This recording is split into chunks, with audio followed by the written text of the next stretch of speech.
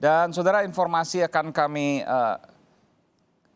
lakukan terkait dengan apa yang terjadi sesungguhnya dengan Bung Refli Harun, salah satu deklarator Koalisi Aksi Menyelamatkan Indonesia, dan juga dengan Bung Doni Gahral Adian dari kantor staf Presiden. Selamat malam Bapak.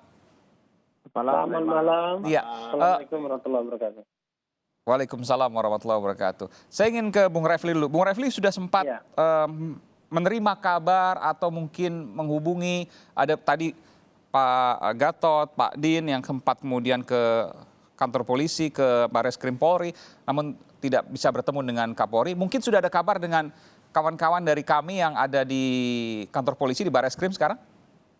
Waduh, saya ini nggak ikut ke sana ya, nggak ikut ke Mabes Polri karena kan kalau tidak salah itu pukul siang. Saya ada webinar mengenai pilkada dinasti politik ya. Jadi saya tidak ikut ke sana dan kurang tahu perkembangannya. Kalaupun ada beberapa informasi yang saya pahami ya mungkin saya akan share juga. Nggak ada yang ditutup-tutupi di kami.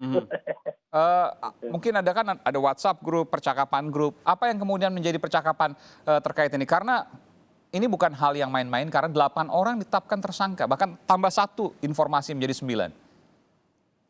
Begini, dari 8 orang itu kita harus bedakan antara kami yang kayak gambarnya seperti penjahat ya, luar biasa jadinya. Jadi di antara kami seperti penjahat, Anda menilai seperti itu? Kalau dianggap seperti ini? Lihat gambarnya itu loh. Oh, pakai baju tahanan maksudnya ya? Iya, baju tahanan gitu-gitu, seperti koruptor aja jadinya. Ya oke lah. Gini. Apa yang Anda mau katakan di situ? Karena ancaman hukumannya kan di atas 5 tahun. Ini luar biasa.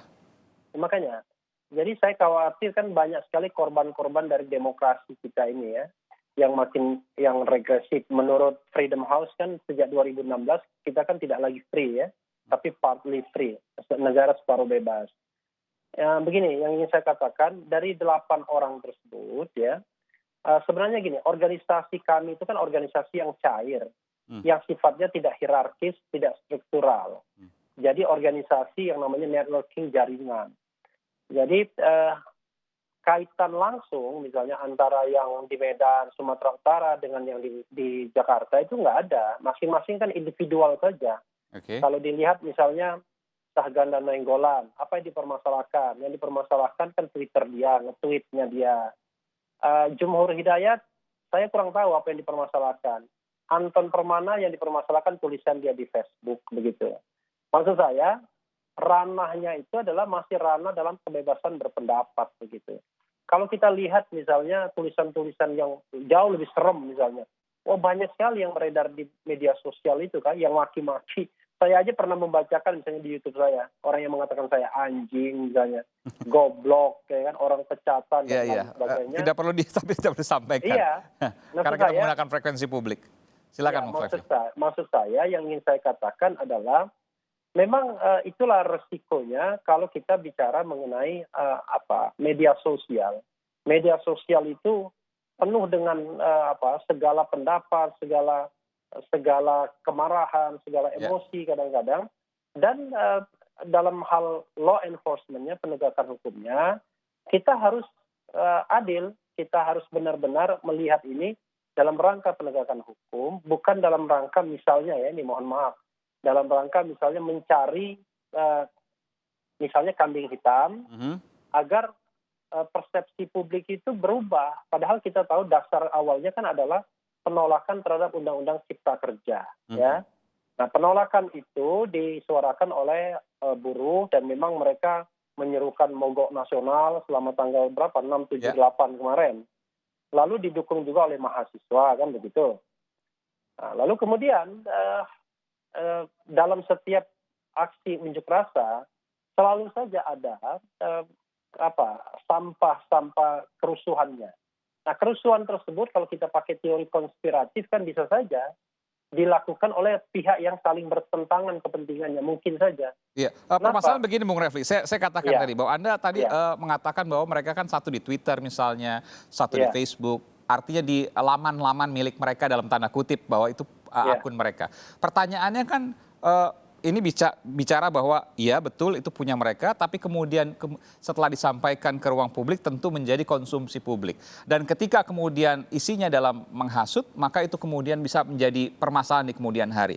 Soal apakah kemudian yang lain melakukan hal serupa atau tidak, tentu ada perbedaan karena kami tentu punya massa. Tidakkah demikian? Oh, jadi gini. Jadi gini, kalau kita bicara tentang hukum pidana itu, nggak bisa kita subjektif ya. Yang objektifnya adalah apa yang dituliskan dan apa yang tertulis. Begitu. Lalu apa yang ditulis dan apa yang tertulis itu kan harus dilihat. Gitu. Nah celakanya memang delik kita ini kan deliknya formil. Misalnya kita bicara dianggap memprovokasi, itu cukup tulisan saja. Kita tidak mengaitkannya dengan kausalitasnya misalnya. Apa dampak antara tulisan tersebut dengan terjadi belum ada misalnya, tapi sudah bisa kena itu, gitu. Iya kan? Iya, itu yang jadi persoalan. Karena itu kan tinggal ini mohon maaf ya, tinggal diambil saja siapa aja yang kira-kira membuat tweet, yang membuat statement keras, lalu ada kejadian misalnya unjuk rasa yang berakhir dengan kericuhan, lalu tinggal diambil. Ya. Padahal kalau kita lihat kausalitasnya kan nggak kadang-kadang nggak jelas gitu. Dari mana kausalitasnya sebelum itu loh Bung Aiman. Ya, sebelum saya ke Bung Doni, saya ingin ke Direktur Eksekutif Lokataru, Bung Haris Azhar. Bung Haris? Yo. Iya, Anda punya pendapat yang sama dengan Bung Refli bahwa ini nggak ada kaitannya sesungguhnya meskipun sudah ditetapkan tersangka 8 orang dan ancaman hukumannya di atas 5 tahun, luar biasa. Iya, kalau menurut saya ini imbas dari kebablasan kita sebagai bangsa ya, terutama di komunitas politik. Di mana kebablasannya, Bung Haris? Menutup mata dan telinga terhadap Undang-Undang ITE. Undang-Undang ITE ini korbannya udah banyak banget. Orang-orang yang udah, yang nggak penting tuh banyak. Ya, tapi kan sebaliknya juga korban dari berita bohong juga banyak juga. Kalau seandainya betul ada perdebatan di Undang-Undang ITE, tapi kemudian ketika ada berita bohong yang bisa, katakanlah kita bicara soal rumah dibakar misalnya di Sumatera Utara, betul ya? Cara memeranginya bukan dengan dipidana dipenjarakan sampai lebih 5 tahun. Disinformasi itu problemnya edukasi, ekonomi, dan teknologi.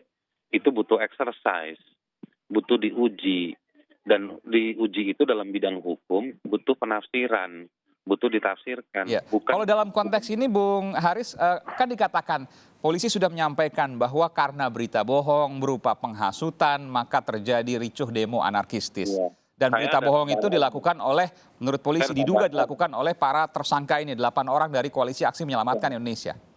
Ya, tapi yang disinformasi itu kan juga diproduksi oleh negara. Ya kan, ketika menuduh orang menyebarkan hoax, ya sumber cermin pembandingnya apa? Ketika ngomong omnibus. Nah, ternyata negara sendiri tidak pernah memunculkan mana dokumennya, hanya berkilah pada urusan ukuran kertas. Menurut saya kan konyol. Jadi waktu nuduh orang lain melakukan disinformasi, sebetulnya negara yang melakukan disinformasi. Meskipun kan substansinya tidak berubah banyak.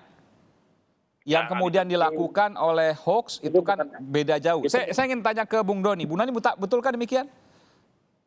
Apa yang betul, Mas Aiman? Jadi bagaimana Bung Doni? Tidak berubah banyak, lalu kemudian penetapan tersangka dari hoax yang mana kan begitu? Sementara kan draftnya belum keluar, meskipun setelah keluar tidak berubah banyak dari sisi substansi. Meskipun kalau kita berdebat secara hukum tentu ada perdebatan panjang soal itu.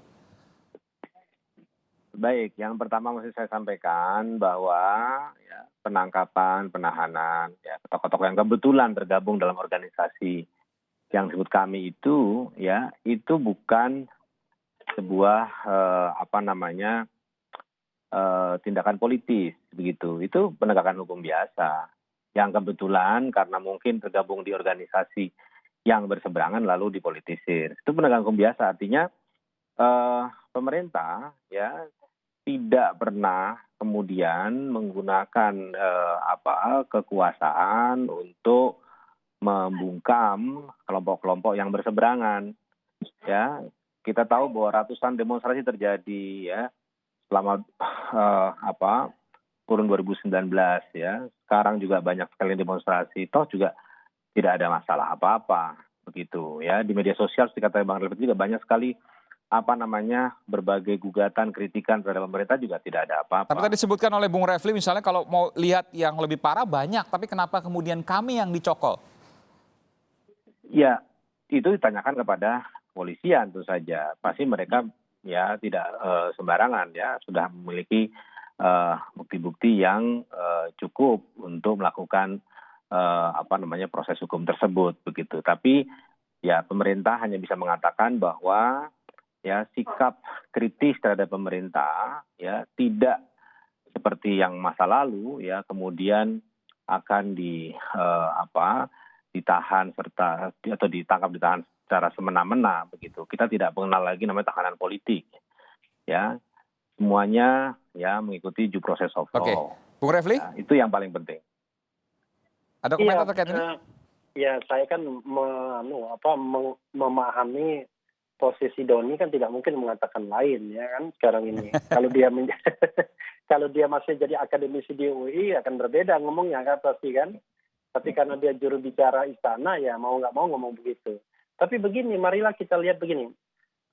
Ini kan concern kita bersama ya. Kita kan juga, saya kira Haris, saya dan Doni itu punya concern saya kemudian menjawab pernyataan dari Bung Doni dulu. Bahwa pemerintah tidak pernah ada tendensi kepada kelompok politik tertentu. Semuanya dilakukan dengan transparan, semuanya dilakukan dengan imbang. Enggak begitu. Ya anggap saja itu benar lah, anggap saja. Oh, benar. Saya juga nggak tahu kan apakah memang demikian. Tetapi yang jelas, kalau kita pakai ukuran-ukuran, saya kan mengatakan, saya merasa bahwa justru pada era pemerintahan Jokowi ini ya kebebasan sipil itu makin parah. Makanya Freedom indikasinya, House parameternya? Parameternya kan Freedom House kan, misalnya salah satunya mengatakan negara kita ini bukan negara lagi bebas, tapi negara separuh bebas. Itu sejak 2016. Jadi 2016 sampai 2019 terakhir, dan kita tidak tahu 2020. Saya kira kurang lebih sama nanti, karena akhir nanti penilaiannya. Nah, itu sendiri kan salah satu indikator. Yang indikator berikutnya adalah berapa banyak korban undang-undang ITE. Jadi undang-undang ITE itu undang-undang yang undang-undang yang mudah sekali menjerat orang. Perbuatan tidak menyenangkan, menyebarkan berita bohong, lalu menghasut dan lain sebagainya, yang parameter kasualitasnya itu nggak jelas gitu loh. Sampai situ dulu, nanti saya teruskan lagi ke Bung Refli. Tadi saya dengar bahwa Bung Haris Azhar ingin bicara berbeda. Silakan Bung Haris. Itu banyak apa ya, lupa saya. Pertanyaannya bahwa pemerintah tidak pernah kemudian punya pretensi khusus, punya kecenderungan tidak adil. Semuanya dilakukan dengan proses hukum yang adil dan berimbang. Iya, tadi begini loh yang diomongin sama Doni itu kan normatif aja, itu stylenya orang pemerintahan begitu, nih penegakan hukum kita serahkan. Kalau Anda mau membantah apa buktinya? Saya mau bilang begini, ini memang kelihatannya ada clustering yang ditarget kelompok mana gitu. Kalau di-compare ke sebelum 2019, itu banyak orang-orang 212 juga dilaporin. Lalu kalau di kelompok bisnis saya nggak perlu sebutin perusahaan-perusahaan mana lah ya, itu juga melakukan hal tersebut. Ini kan begini, ini kan rasa. Apa yang kemudian menjadi bukti? Kalau laporan kan semua orang bisa melaporkan, tapi apa yang menjadi bukti bahwa itu memang menarget kelompok-kelompok oposisi? Nanti saya akan kembali ke Bung Haris dan juga Bung Refli, termasuk juga Bung Doni selepas jeda. Tetap bersama kami di Sapa Indonesia Malam.